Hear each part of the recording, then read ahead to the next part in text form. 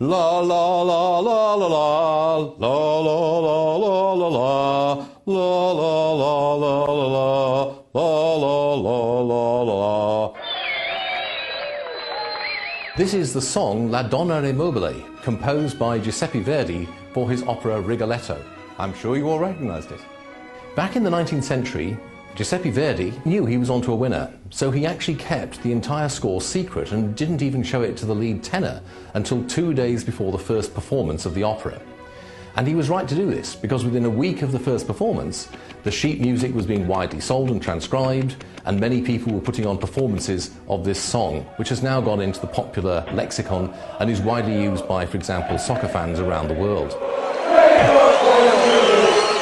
What we have here is an argument about intellectual property. And the reason why it's a complicated argument is because there are three quite distinct and different ways of understanding what intellectual property is. If we think that intellectual property is like any other kind of property, then it must be, like other kinds of property, perpetual. That would mean in this case that Verdi's estate would still own the rights to the song. And this would mean that if, for example, as a soccer fan, you chanted a chant which used the tune from this famous song, you would be violating the intellectual property of Verdi's estate, and you would be subject to penalties. It would mean that anytime anybody anywhere wanted to use the music or to perform the song, they would have to pay a royalty.